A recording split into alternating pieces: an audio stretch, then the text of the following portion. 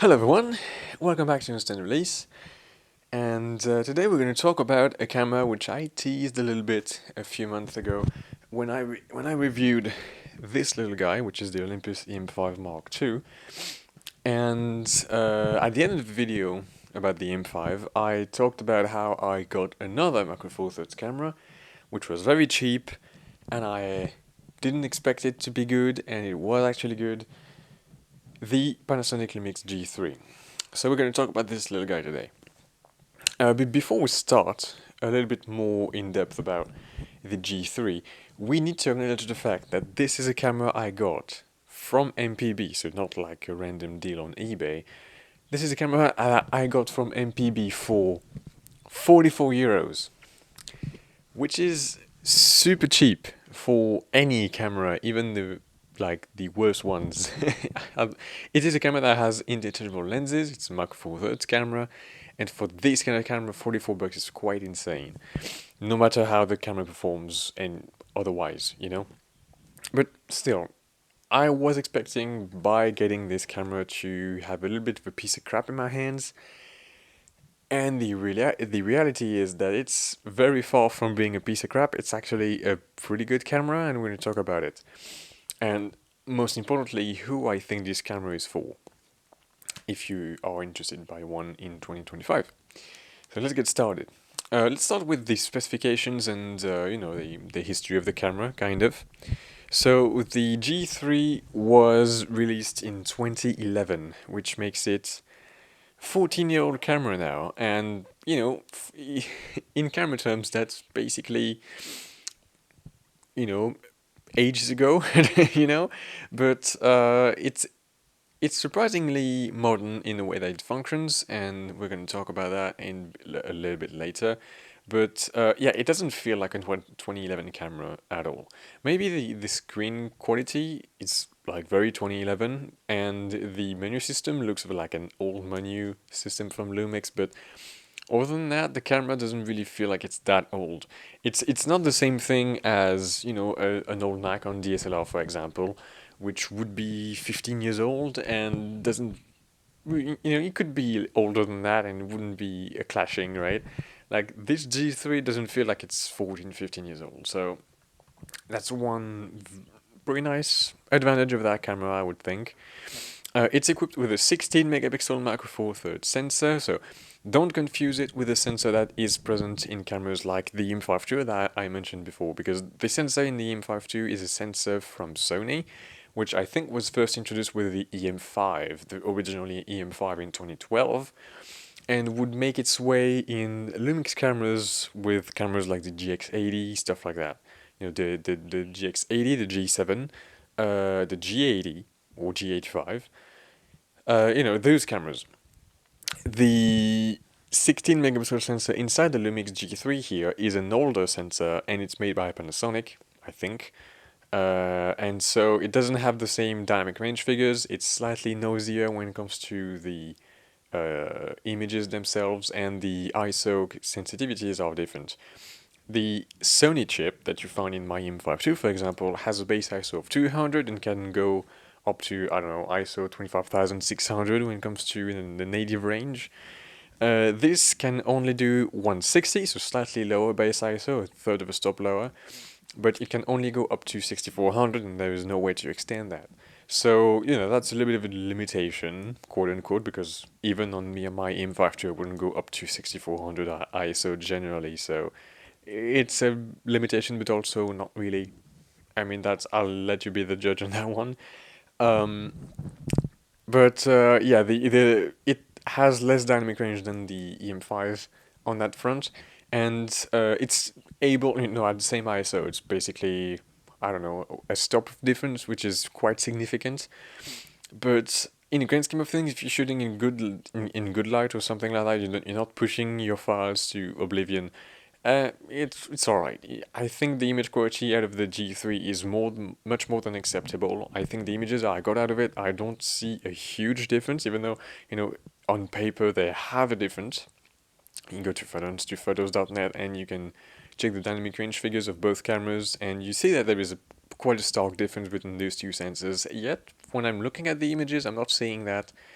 appear in any sort of way, you know. The biggest difference I've seen between the G3 and the EM5 II really is that the EM5 II has more sharpening applied, which means that when you first load up the G3 images on your computer, they seem like kind of soft and not very detailed until you push the sharpening a little bit, and it's basically the same thing as the EM5 II because they have the same resolution really. So, you know, sensor-wise, the G3 is fine in my opinion.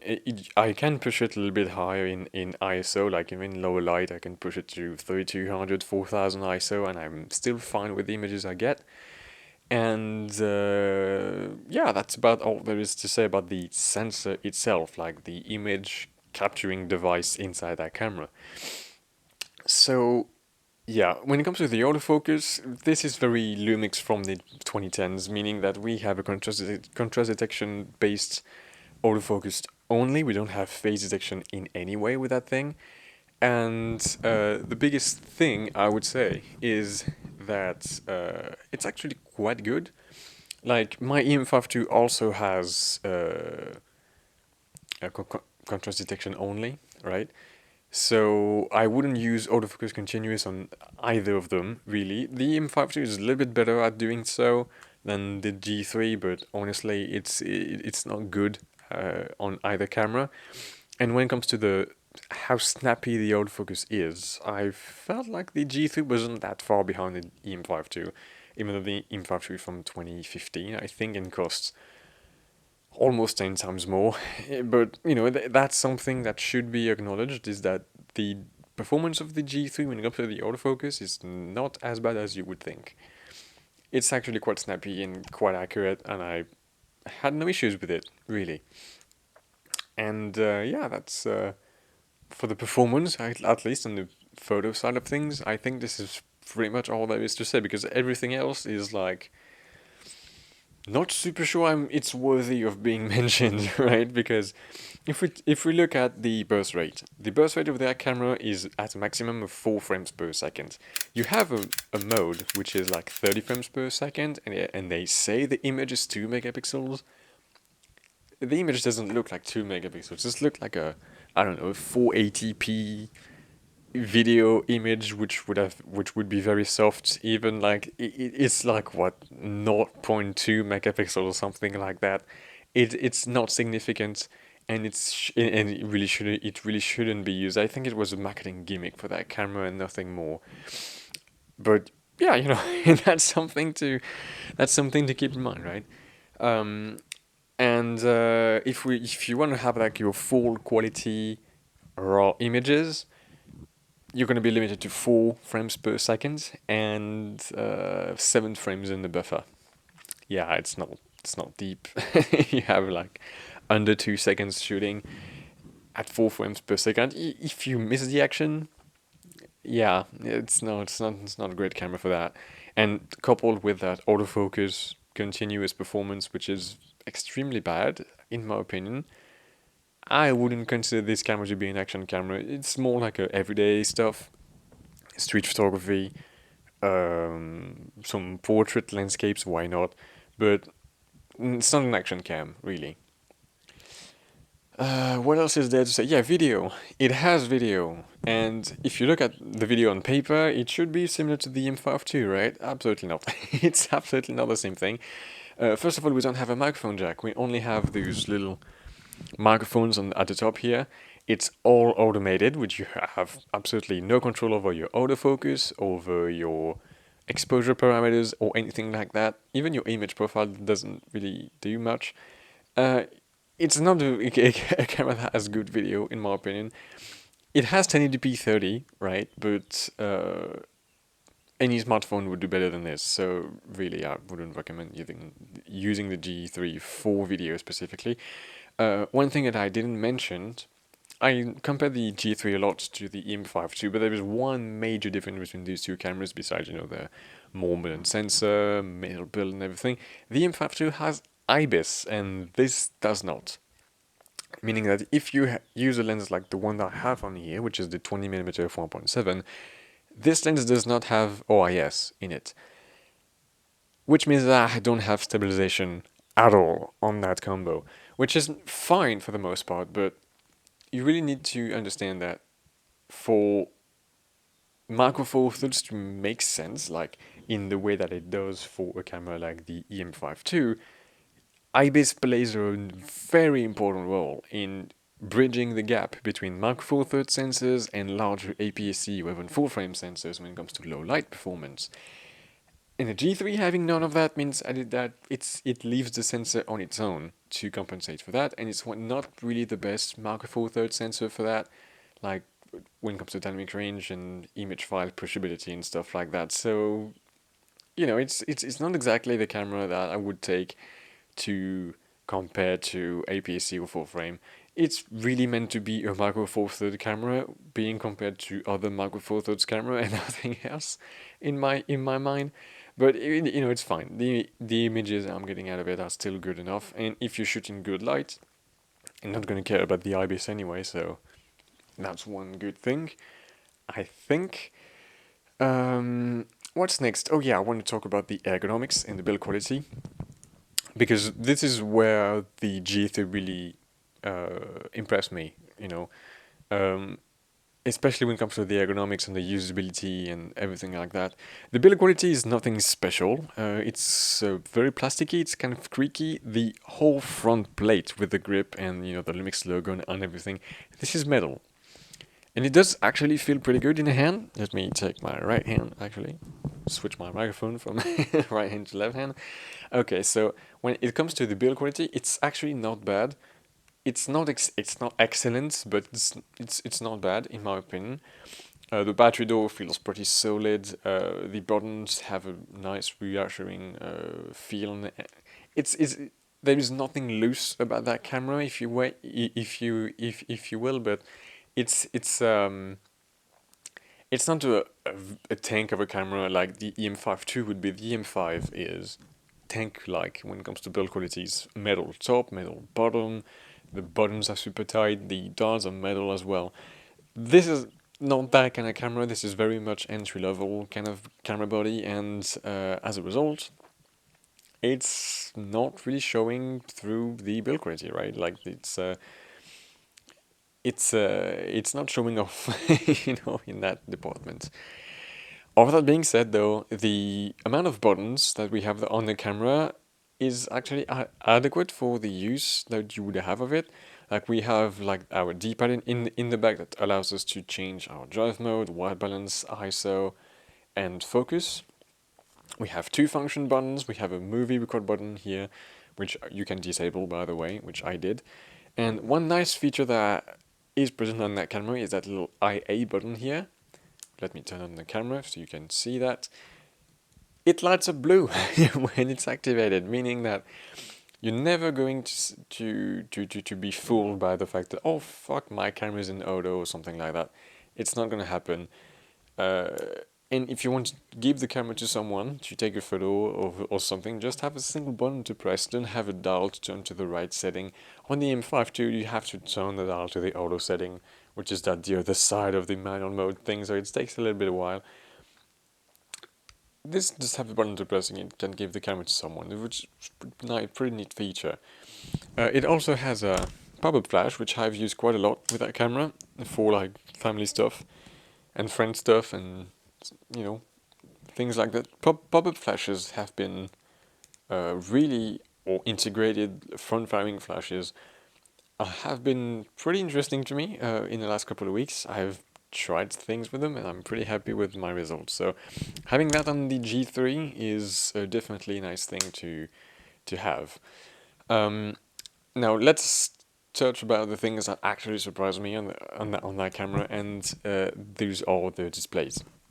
So we have, first of all, we have a back screen which is fully articulating, which, I mean, by itself, having a fully articulating screen is not like a special feature or anything like that. But this one is a touch. It is also a touch screen, and it's not a bad one. It's pretty reactive. I can move my focus point around pretty well with it. Uh, it's actually a good screen. Like the resolution is not incredible or anything like that, but it has decent resolution. I mean, it's enough for me to see what I'm doing, I would say. The brightness is pretty good as well, like I can see the screen outside, no problem.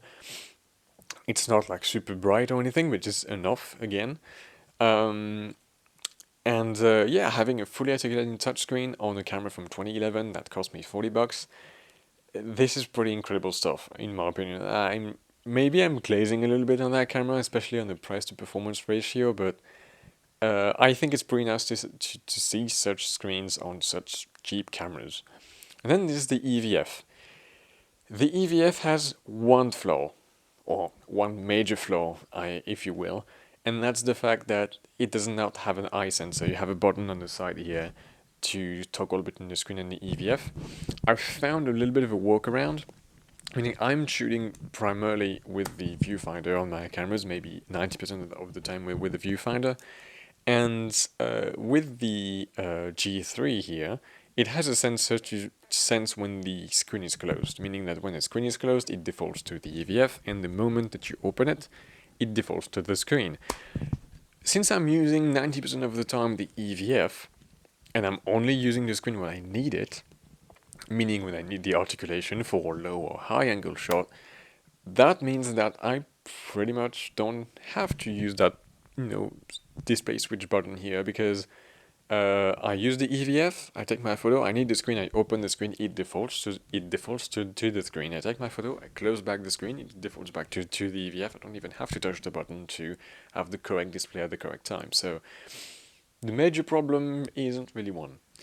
Now, when it comes to the specs of that EVF, I think it's a 1.76 million dots, or 2.76 million dots. I don't remember. The thing that I know is that it's much more than sharp enough for me to compose my shot, and that does not, it's not a problem to use that EVF. One thing that I was really surprised by is the fact that this EVF it's quite large. It's like 0.7x magnification, which is, I mean, that's quite large for a camera like this, and even more so a camera from 2011, which cost me $40. I know I kind of repeat myself, but still, it is an EVF which I thought like had no business being this good on a camera this cheap. It's pretty large, it's bright enough, it has a good enough resolution. Honestly, I have absolutely no problem with that EVF. And I'm kind of an EVF junkie. I like good quality EVFs. I love the EVF on my Z6, which is 3.69 million dots OLED, whatever. 0.8 times magnification. It's, I like a good quality EVF, and this is not bad actually. I quite like using it. The slight problem there is to use that EVF is that if you use polarized glasses, which I don't, you're gonna have problems because it's an LCD, not an OLED, and it's a field sequential LCD, meaning if you have movement in your frame, you're gonna see color fringing. It's visible, but I wouldn't say that it's distracting, at least not to me. Okay, I think we've covered everything when it comes to that camera. I would say that one thing that I do not appreciate about it is that it does not have true exposure preview when you're shooting with it. It's the same way my X100 didn't. Meaning that if you are in manual mode, you don't have any exposure preview with the histogram or anything like that, because the image is automatic exposure and it won't change. The only thing that will show up for an exposure indication is like in a DSLR, it's the exposure needle or the light meter, which is a bit annoying. If I'm gonna be honest. And if you are in semi-automatic mode, you can change the live view exposure by the exposure compensation, but it's not exactly an exposure preview, meaning that it's still an automatic exposure, but when you adjust the exposure compensation, it will increase the brightness or decrease the brightness of the image. It will not actually change the exposure of the video feed. Very, very, very quick example of that, meaning like if you have a scene that is very dark, but there is one thing very bright in the middle. Let's say you have a room in your house, it's all in the dark, but there is a streak of light coming through the window, like lighting something up. This is the view that you have in your camera, right? It will try to adjust for 18% gray, meaning that the thing that is exposed by the ray of light will be absolutely blown out, overexposed, everything, right? So you decrease your exposure compensation to expose for the highlights, right?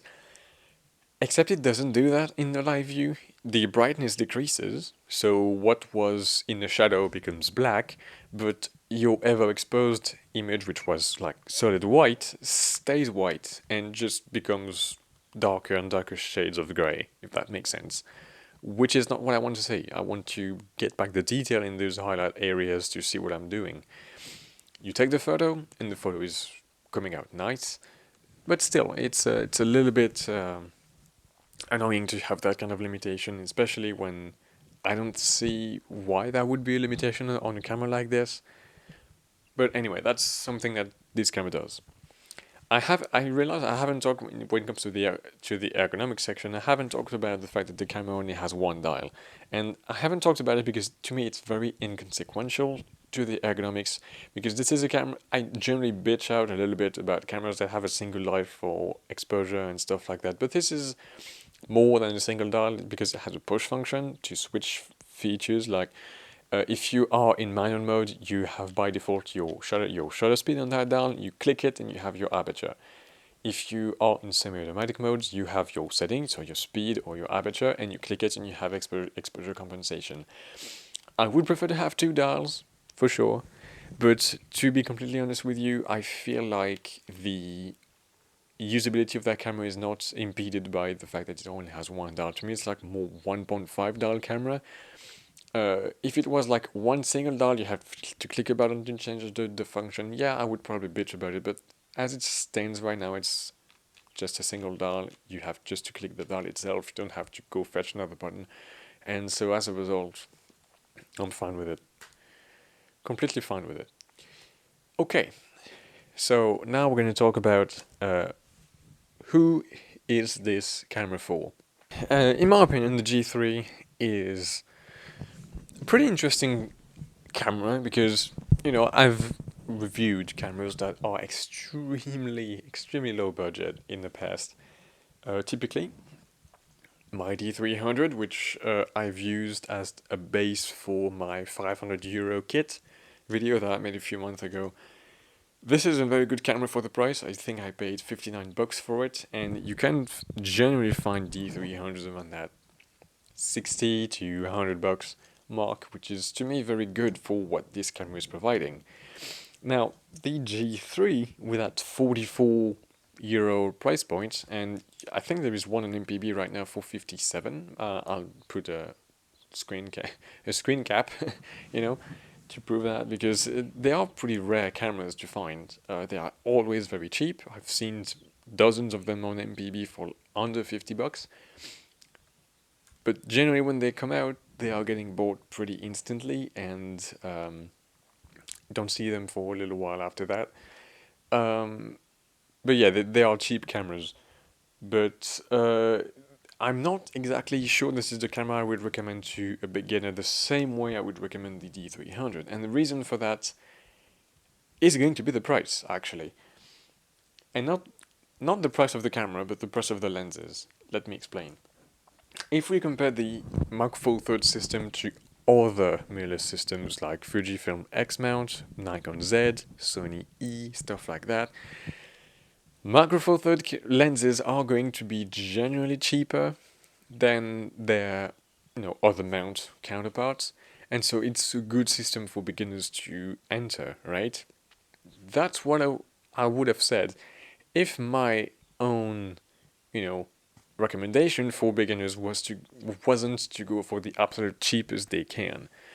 And the thing with the Lumix G3 is that it's a good camera, but if you want to have good lenses with it, it's not going to be super affordable for someone that just wants to have a camera.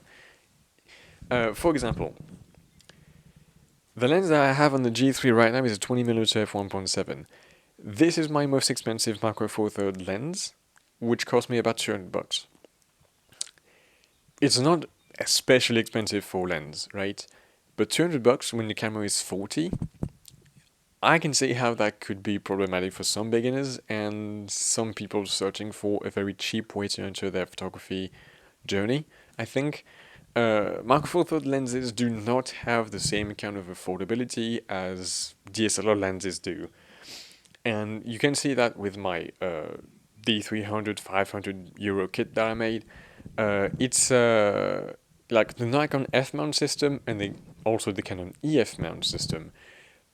Those systems have incredibly cheap lenses. And when I'm saying incredibly cheap, I mean like an 18 to 55 kit lens is going to be like 15, $20, maybe 30 if you want to have one that is very, very, very clean. On the other hand, if you go on Macro Four Thirds, the cheapest lenses that you're going to be able to get, which are the 14 to 42 kit lenses and stuff like that, these lenses are going to be at least 80, $90. Sometimes you can find them for 75, but they're going to be in rough shape. But yeah, the threshold, the lowest price point when it comes to Macro Four Thirds lenses, outside of the very cheap manual focus Chinese lenses, of course, like if you want to have an autofocus kit lens, that's going to be at least $80 or $90. And if you want to add prime lenses on top of that, it will cost you a little bit more than you would on DSLR systems, which I think, if you add that up, uh, it makes the DSLR system to me much more attractive and much more better, very English, a much better value for money when it comes to getting your first camera and getting started with photography, I think.